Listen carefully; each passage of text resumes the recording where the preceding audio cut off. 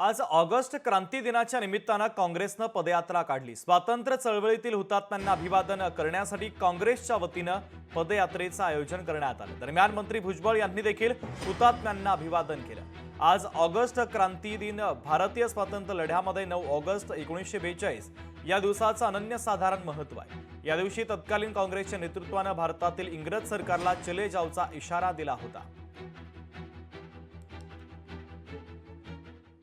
दरवर्षी ऑगस्ट क्रांती मैदानात हा कार्यक्रम होत असतो। एवढंच या निमित्तानं सांगत असताना देशवासियांनाही, माझं महाराष्ट्रवासियांनाही एवढंच माझं नम्रपणे क्रांती दिनाच्या शुभेच्छा देत असताना निवेदन आहे की आजही महाराष्ट्र धर्म नाचवणाऱ्या ज्या प्रवृत्ती डोकं वर काढत पाहतात आहे, नवे तर थैमान घालत आहेत, तर दुसरीकडे देशामध्ये हुकुमशाही ही लादण्याचा प्रयत्न होत आहे। या सर्व प्रवृत्तींना आपण चले जाओ हा संदेश या ठिकाणी देऊ आणि सोबतच आपण गाफील राहिलो तर येणारा भविष्य आपल्याला माफ करणार नाही। आपली संस्कृती, परंपरा, आपला इतिहास हा जाणून घेत असताना आपण या सर्व प्रवृत्तींना चले जाओ पुन्हा एकदा सर्व मिळून म्हणूया हे सप्रेम सविनय निवेदन। 9 ऑगस्ट 1942 साली याच ठिकाणी तेजपाल हॉलच्या माध्यमातून जे आहे काँग्रेस शिबिराच्या जे आहे ते ब्रिटिशांच्या विरुद्ध करो आणि मरो आणि ब्रिटिशांनी या भारत देशातून चले जाओ हा नारा या ठिकाणी देण्यात आला होता। आणि आज आपण या ठिकाणी 9 ऑगस्टला प्रत्येक वर्षी येऊन जे आहे ते क्रांतीस्तंभाला त्या ठिकाणी जे आहे ते अभिवादन करत असतो। आज सुद्धा आम्ही त्या ठिकाणी आलेलो आहोत। पुन्हा एकदा 9 ऑगस्ट 1942 ची आठवण आम्ही करत आहोत।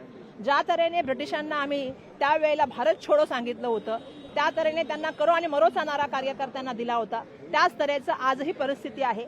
जनतेच्या ताकदीचा एक परत आठवण करून द्यायची गरज आहे की 42 मध्ये जेव्हा हे ऑगस्ट क्रांती घडली तेव्हा एक नेतृत्वविहीन क्रांती चालू शकणार नाही असं एक विचार अंग्रेज सरकारमध्ये होता आणि म्हणून त्यांनी पूर्ण लिडरशिपला एका झटकेत अरेस्ट करून तुरुंगात टाकून दिली होती। आपल्या जनतेने 2.5 वर्षापर्यंत ती क्रांती पेटवून ठेवली आणि लढत राहिले आणि तेव्हा अंग्रेजांना हे कळलं की आता ते भारतावर राज्य करू शकत नाही।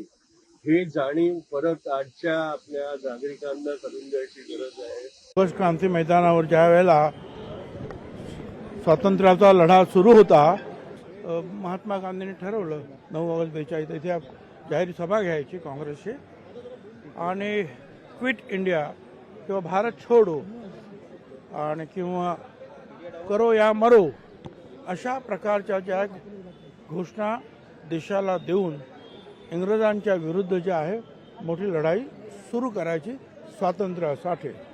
स्वातंत्र्याचा झेंडा फडकवला ब्रिटिश पोलिसांच्या समोर आणि त्यानंतर जे आपण पाहतो की इतिहासामध्ये संपूर्ण देशभर ही चळवळ फोफावली आणि त्याची परिणती जी आहे आपल्याला 15 ऑगस्ट 1947 साली स्वातंत्र्य मिळालं।